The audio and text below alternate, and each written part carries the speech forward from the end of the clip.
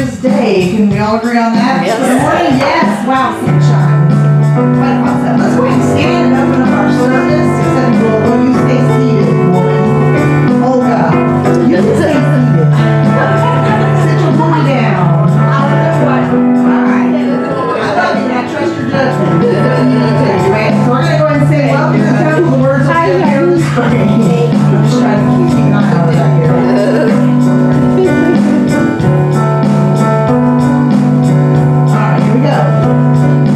Welcome to the temple, welcome to the sanctuary. We are here to greet you, you just come on in.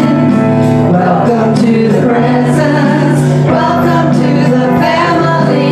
We are here to greet you, you just come on in. Come on in and sit down.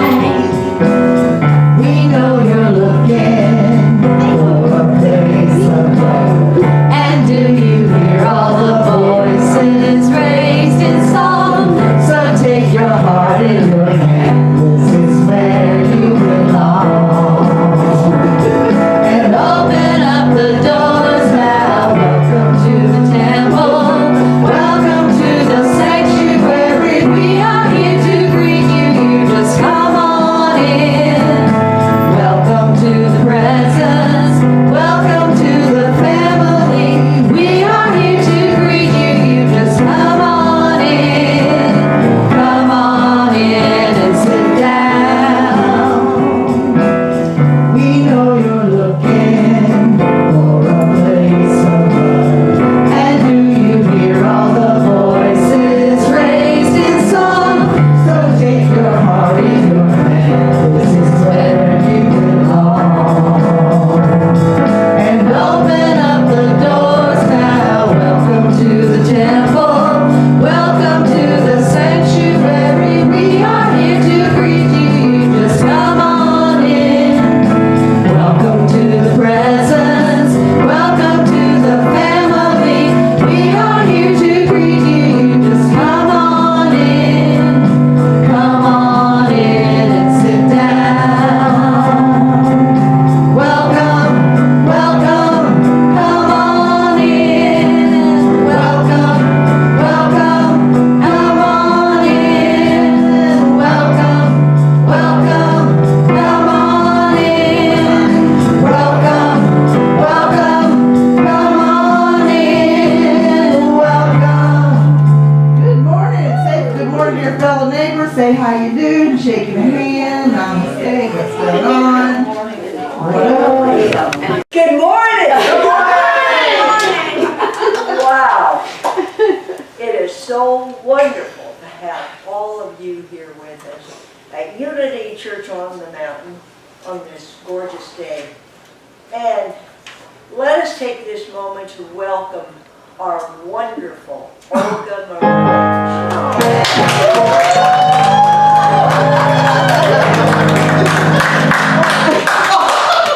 We love you. We're so glad you're here. We're glad you're Thank you, I'm glad to be here.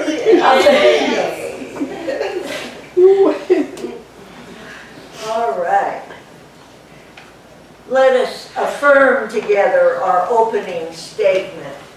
There is only one presence and one power in my life and the universe, God.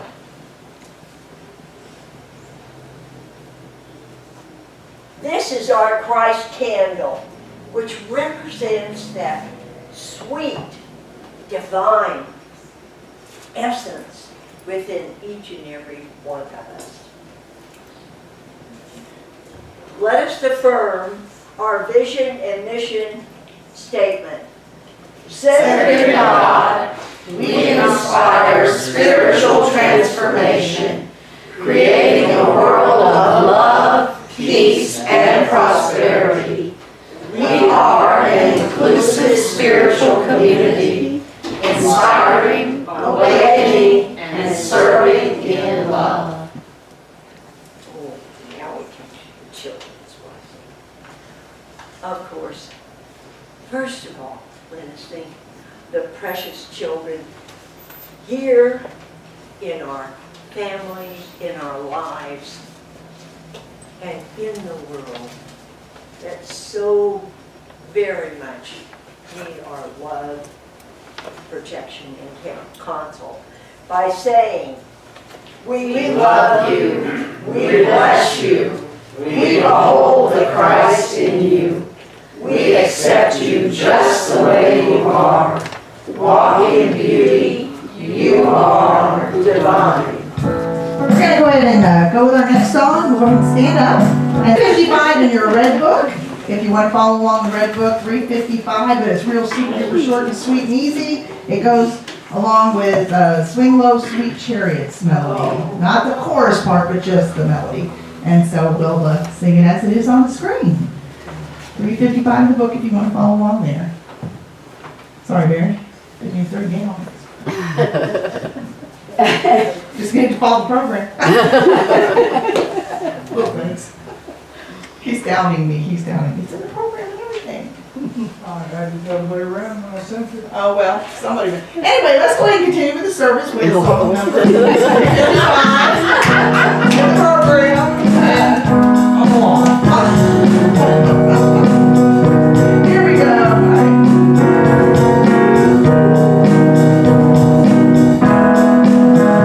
Same melody. Just different words. God's love is deep within me, ever satisfying my soul. God's love is deep within me, ever satisfying my soul. God's love is deep within me, ever satisfying my soul.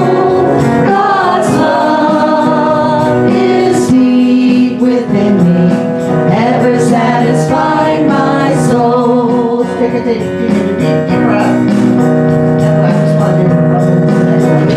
God's life is deep within me, ever satisfying my soul. God's life is deep within me, ever satisfying my soul. God's life is deep within me, ever satisfying my soul. God's life is deep within me, ever satisfying my soul. You may have a seat. Thank you so much.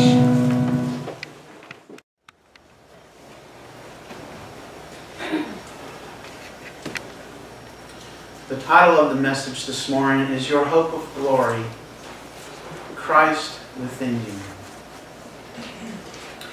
Every service, we take a small amount of time to light the Christ candle and point out that always there is that presence within us, the Christ.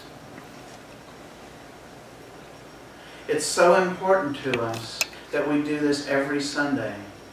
And we keep that candle lit throughout the service to remind ourselves that there is nowhere that we can go, no time that we are ever without that presence. If you think you don't have it, that's your choice, but it's still there, whether you believe it or not.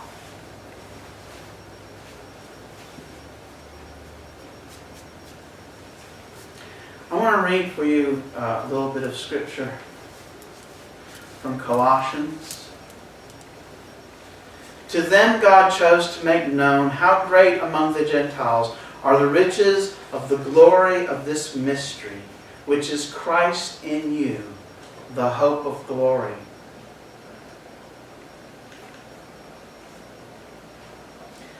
So as we break that down,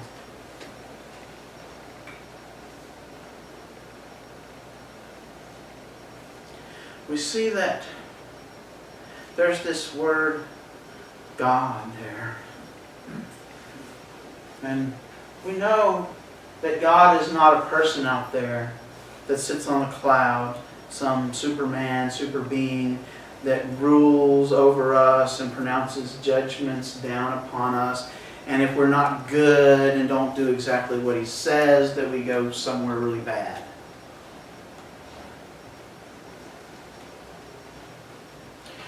We know that we live and move and have our being within Spirit.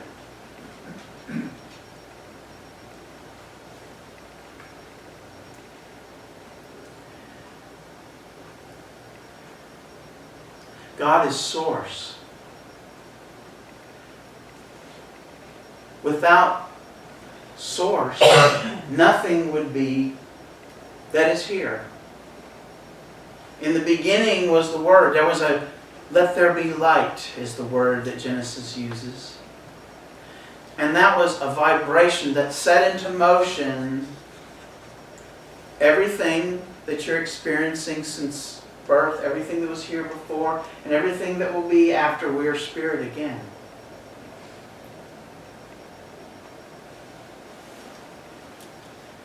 The Gentiles here are everybody. It was a word they put in there to say that this message is not just for Jewish people, because at that time, Jesus was teaching a message to his fellow Jews.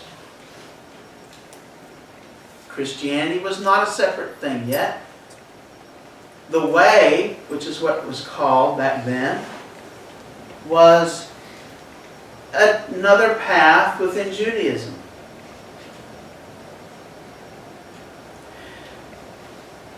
But Colossians was written by Paul, and he was bringing that same message to those people who weren't born as Jews. And he wanted them to know that there are riches, which Webster's dictionary says riches are something that is magnificently impressive. Magnificently impressive. Not just gold and silver and those things that we think of as riches. The riches are also things that are magnificently impressive. And glory, here's another, magnificence of great beauty. So what was it that was so magnificently impressive and of such great beauty? It was the mystery. Mystery. Webster says that a mystery is a religious truth that can only be known by revelation and cannot be fully understood. In other words, you got to find out for yourself. Because if I tell you what it is, it's not going to be the whole truth. It's not going to be the whole story. The most I can hope for is to kind of point the direction towards where we can find that. And we find it not out there in the book, but in ourselves. Because that's what he says here.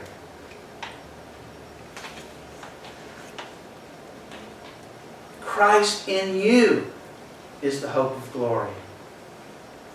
Not a book that I just finished reading or a book that I can't find yet. That Christ existed long before Jesus. It is that abiding presence within us that is our perfect potential. Whenever we get completely out of the way of ourselves, what we have left is the Christ within. Hope, that's the expectation of some good in the future. That we would know that. Glory is the realization of divine unity. It is when our mind blends and merges with God's mind. That is why we light the Christ candle.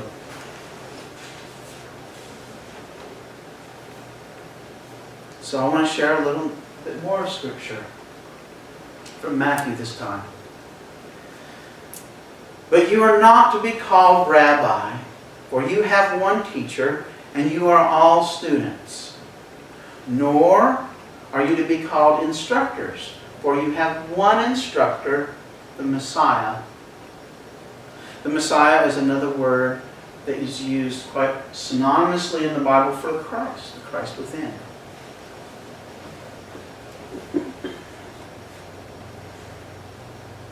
When I was young in my spiritual development, I read books, and I was hungry for that knowledge. I was hungry for something that I wasn't finding in the churches that I was going to. And so I was looking in lots of different books and studying different teachings. And one of the things that seemed to ring constantly throughout these was that I had to find a master teacher. I had to find, some of them use the word guru. A guru, a personal religious teacher and spiritual guide, especially in Hinduism. Others call it just a plain master or a teacher. But that's not what Matthew says for us to do.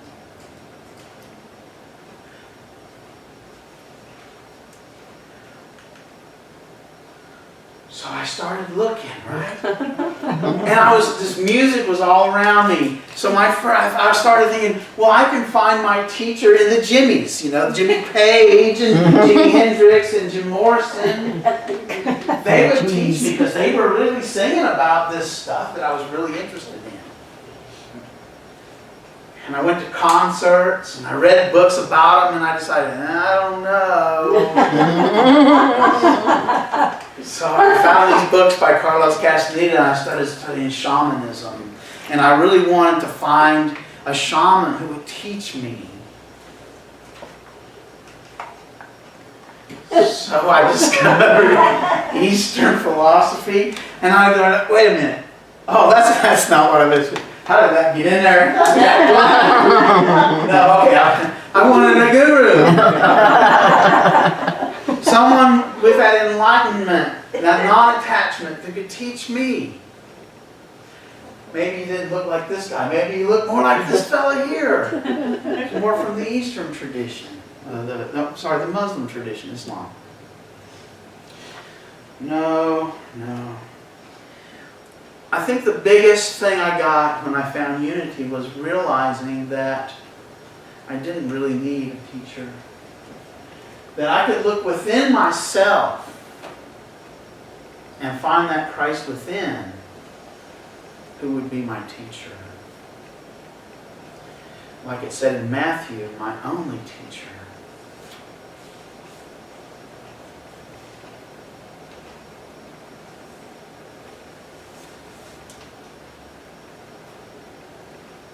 But you know that, right? You've heard this before. That's why I wanted to bring up this IKT syndrome. I know that. See, what we have a tendency to do when we think we know something is to say, oh, I've heard that before. This doesn't apply to me. I already know that. Okay, so if you know that, are you putting it to use in your life? Are you teaching others what you know? By your example. That's the best teacher we have. That's one thing I learned in the Army right off. The best way to lead was by example. If I'm not willing to do it myself, then why should I expect somebody else to do it?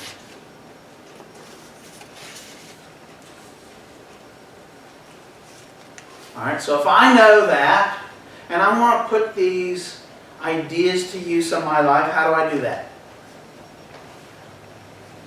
Now don't get the IKT syndrome, because we know these too.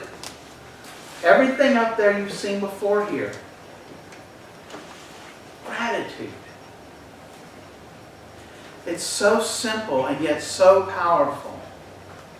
When I wake up in the morning, I'm not even out of bed yet, but I'm awake, and I'm laying in there, and I feel so cozy, covered up with those blankets on that nice, comfortable bed.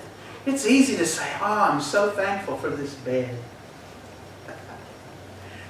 I'm thankful for this house that I live in, or this apartment, that I have that shelter. I'm thankful that I can go downstairs and I can turn on that coffee maker and I can have coffee in 10 minutes. Because if you've ever been camping, you got to wait for the water to boil. Wait a minute, before you can even get to that, you got to make a fire. Before you can make a fire, you got to collect wood, unless you're smart enough to do it the night before. So be grateful that you can go down there, turn on a faucet, and water pours out. And you can put those coffee grounds, already ground, in a can, in the filter, and the coffee starts to drip. I can be thankful for my car that brings me a 45-minute drive that would take me all day to get here if I had to walk it. I might not even could do it in a day. It might take me 2 if I had to walk it. Now if I had a horse, I am thankful I don't have to get up and feed a horse every morning. I am thankful that we don't have that droppings that the horse leaves all over. So I am thankful for my car. It's not a brand new car, but it does what I need it to do. It gets me here. It gets me to work. It gets me to visit my friends. I am so thankful for all of you and all of the friends that I have in my life. So there, before I even get out of bed, look at all this positive energy that's been generated. Now I can stretch my toes and wiggle around and climb out of bed. Ready to face the day with all of that positivity. Before you even get out of bed and let me say that again. Before you make your bed in the morning, make up your mind. You can set the whole mindset right there. All right, so the next thing is affirmative prayer. It's one of our 5 tenets. Affirmative prayer, meditation. It doesn't take a long time. It's not like you've got to spend an hour in meditation in the morning. 5 minutes is a lot better than 0 minutes. What does it do? It continues this process of making up your mind. I personally like to get up after I've had my gratitude, before I even get out of my bed, and get a shower and get nice and clean. I'll start my prayers then. As I'm washing my body, I'm blessing that body. Thank you that I have this body. Feeling that life flow through me, touching every cell with rejuvenating life.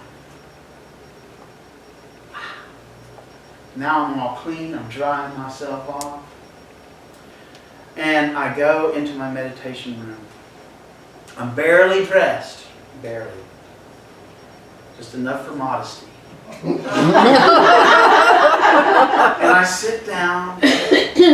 I've got these bowls I like to ring. I ring one of those meditation bowls. Just so beautiful sound. I say my Lord's Prayer very slowly, concentrating on what the meaning is. Not just by rote, not just because I know it and I've said it since I was here. But appreciating the value of those words. It is an affirmation in itself. We can explore that sometime if you really want to. I won't do it this morning because the clock's already ticking.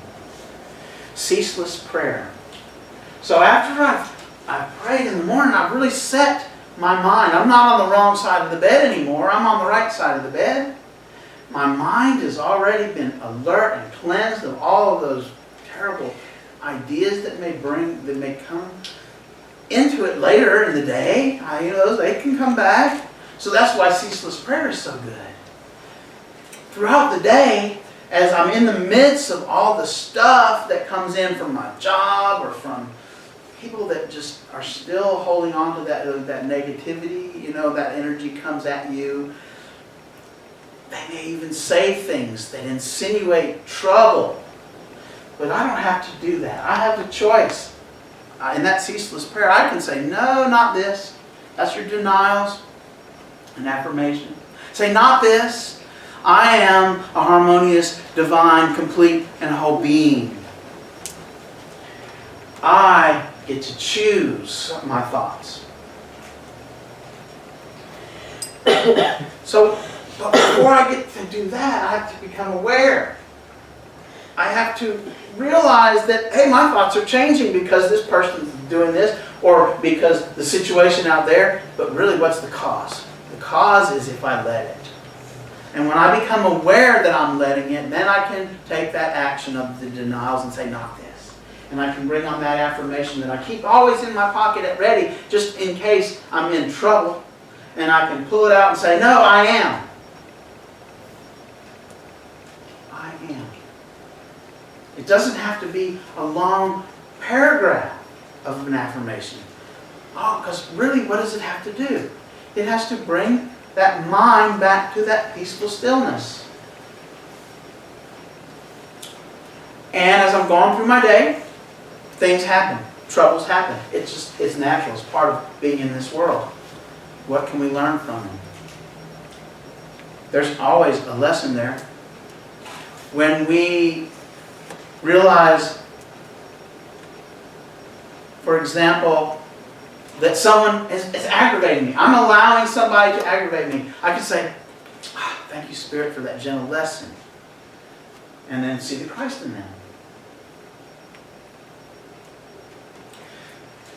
I don't have to keep ignoring those lessons until I get hit by a cosmic 2x4 and I end up in the hospital. Or whatever. I can forgive myself whenever I'm not happy with what I did. I can forgive others for whatever it is. Forgiveness does not imply acceptance. It does not imply letting someone continue to run over you. But it does say, I'm not going to let them affect my peace. I forgive you. And I forgive myself for allowing this to continue for so long. Whatever it needs to be. Just don't hold that. And don't let something outside of you affect you. Because remember, we have Christ within us, always. Fellowship. Sharing time with people of like mind. I go to work. I work with a lot of really good people, but none of them. And there's some good people there, but none of them are like coming here. I don't share the same worldview that they do. It's similar. Most of them are Christians, but they're a little different type of Christians than Unity. Some of them could care less about God in their life. So I come here and I recharge my batteries. And I can be corrected. I can realize from the example of others that, hey, maybe I should change my thought a little bit, change my direction a little bit. It's not that we're imposing our views on our membership, on each other. But by our very being and by our very example, the things we do, the thoughts we hold, we affect one another.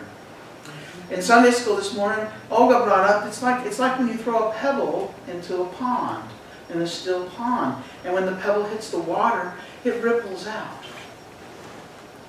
Our own peace has that effect on those around us.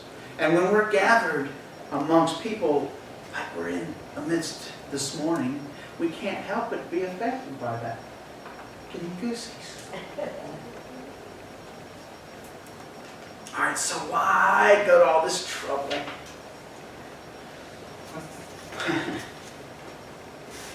I'm going to read this. It's Eric Butterworth. I love Eric Butterworth. And this is out of the book that we're going to start, not next Sunday, but the Sunday after that. We're going to start a new book called Discover the Power Within. And since I'm going to read it, I'm going to need my glasses. All right, so when a person doesn't know their divinity, when they don't know the depth of their own innate goodness, they do a lot of things that are the result of the frustration of their potentiality. What is our potentiality? That's the Christ. They think that they live in isolated life. Their thoughts are completely self-regarding. Their entire experience is oriented to a selfish plane of life. The result is what has been called evil. Evil people doing evil deeds. I don't know about you, but that's not where I want to go. I want to stay in that Christ consciousness. This is also from the same book. There. Humans have yet to learn the lesson that legislation has never brought equality and freedom to people. That treaties have never secured peace. That padlocks have never prevented robberies, and prisons have never deterred crime. Those are all things on the outside, external things. That's one thing they all have in common. If humans want peace on earth, they must get into the consciousness of peace and never look back. Powerful statement. And it is true. You're going to, as you look and as you realize by your own experience, it really happens. I'm running out of time, but I want to give you an example from my life. I used to say my girlfriend, now I say my wife. At one point, I didn't think, if you'd asked me 2 years ago, I probably would have said, well, we were going to split up. We would be going in our different directions. I realized that I was not looking at the Christ in her. I was seeing her as someone I needed to take care of, like a child. And that was wrong. I wasn't giving her the respect and the love that I would give as seeing the divine in her and seeing her as a divine being. When I realized that, I started to make that change. I'm still working on that, but I promise you things are getting better. And you know what? That change that I made has changed her. It's incredible because I just changed how I saw her. Well, it did change my reactions to her. And in turn, her reactions to me. We never talked about this. It's just a miracle.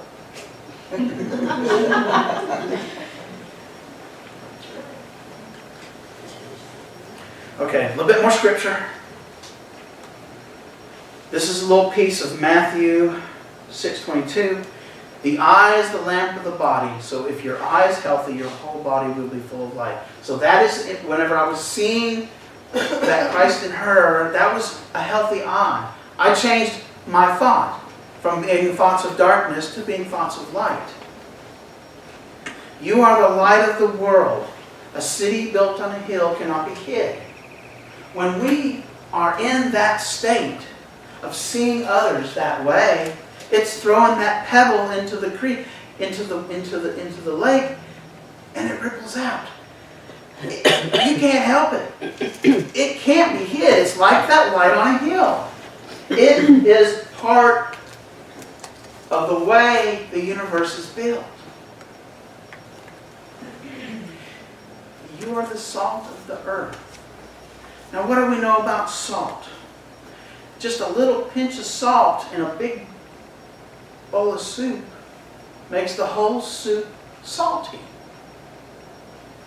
it penetrates that whole bowl, just that little bit of salt. By changing our thought to that healthy thought, acknowledging that Christ within, following that guidance, we change humanity. That is our hope of glory. That is my hope. That's why I'm here. I promise you, that is the only reason that I am putting in the study this time and sharing, is because I believe this. It works if you work it together. It works if you work it.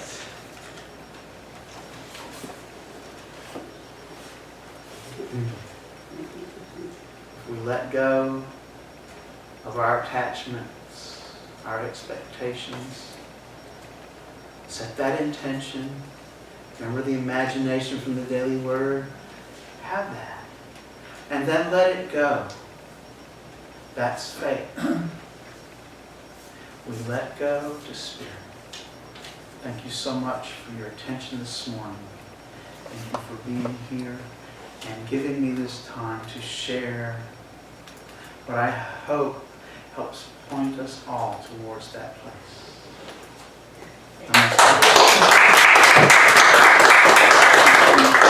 As always, thank you so much, Dean. We're going to go ahead and stand and sing another song, Inside to Find My God. Words will be up on the screen. It's a Daniel David song.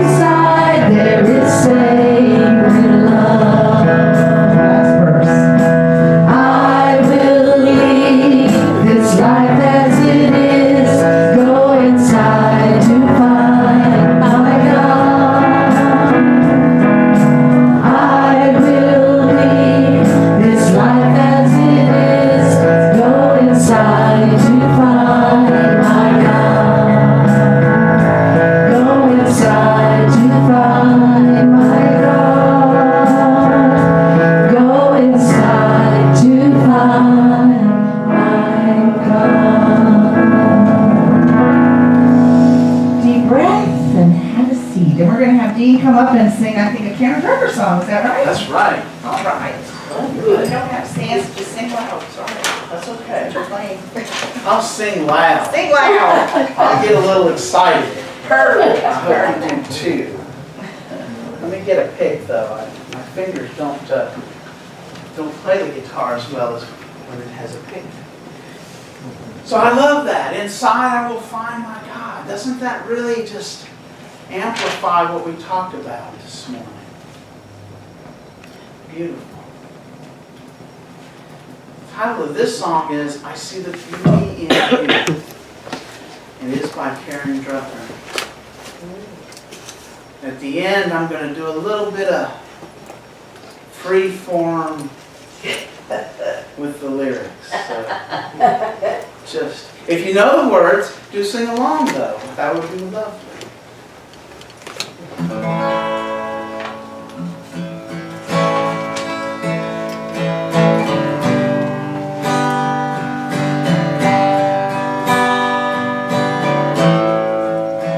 I see the beauty in you.